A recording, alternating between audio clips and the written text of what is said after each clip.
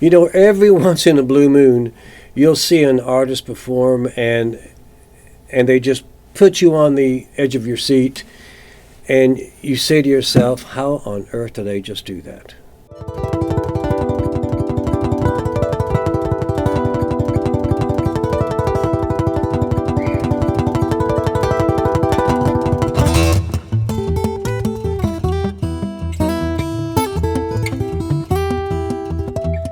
Joe Robinson is a gifted singer-songwriter who I believe just so happens to be one of the best guitar virtuosos on the planet.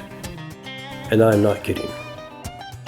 There's only one first kiss, one first dance, one first time you get to take this chance. And the heart's first choice ain't always what it should be.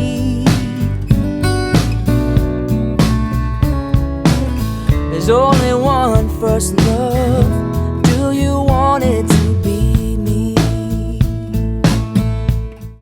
I saw him do a solo acoustic electric show recently with the whole weight of the performance, landing on his shoulders. And what he accomplished that night as just the only guy on stage was just incredible.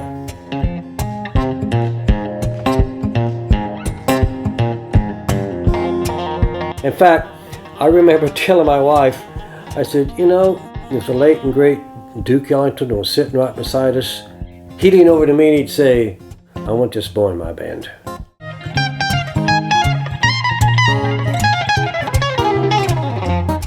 So I've always enjoyed being both a songwriter and a person with a unique voice on the guitar. I've never really seen those as being two really separate things. To me, they're all part of just this one musical vision that I have. I love the way Plato and Socrates think about music, and one of the things that they believed is that, up until age 16, you should learn your craft, learn the technique of your instrument, and at that point, you should learn about philosophy and life and incorporate those things into whatever art form, is your trade. There's athletics, and then there's philosophy. There's the kind of performance element that to me is an important part of the way I play, but there's also the philosophy behind it, which is not only the discipline and the practice it needed to develop the music, but also develop the songs, tell the stories, the poetry, and the kind of balance between inspiration and an idea that is sound and has the right framework. It's constructed well. Joe's adventure started in Timagog, New South Wales, Australia. Having musical aspirations, he started with piano lessons at the age of 6. But by 10, he had ditched piano and began to play the guitar. In less than a year's time, he outgrew his guitar teacher and began teaching himself to play with some help from the internet. We got hot water in 2001, so it was pretty rough and ready, and I just remember being desperate to get out in the world and make my mark. When he was just 11 years old, Joe began touring with Australian artists, including Tommy Emmanuel, who became his mentor, and Tommy's brother Phil Emmanuel. Joe has always stood out from the pack.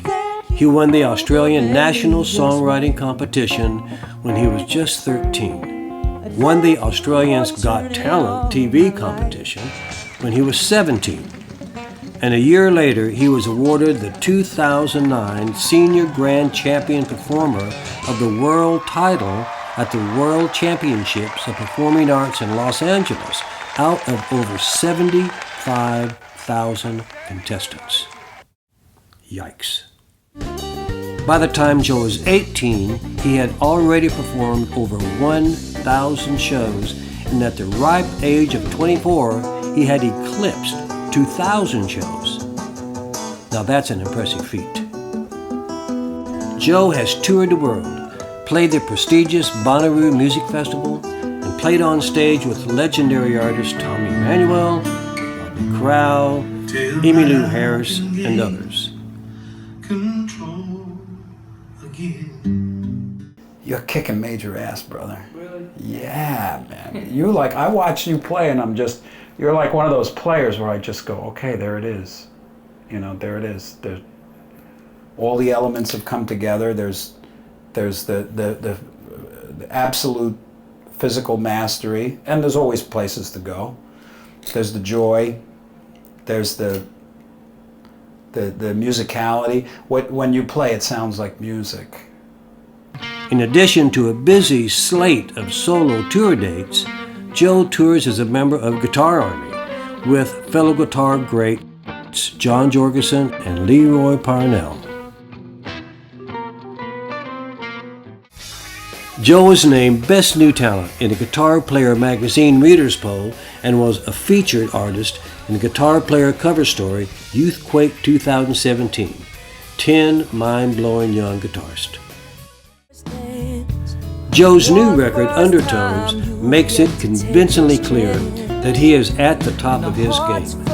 From the mind-bending chord work displayed on the project to fresh solos that completely redefine what a listener may expect to hear, to coming into his own as a lyricist and inspired melodic singing in his soulful tenor voice. All day long there's a voice in my head saying who I am and what's up next. Joe co-wrote or wrote all of the material, recorded all overdubs, and mixed the record on his own, in addition to playing everything on the record with the exception of bass and drums. The Washington Post has said of Joe, it's hard not to imagine him rivaling the popularity of, let's say, John Mayer in coming years. As we say in the business, for those who are so infinitely talented and undoubtedly on their way, the sky's the limit. I can't wait to see what he does next.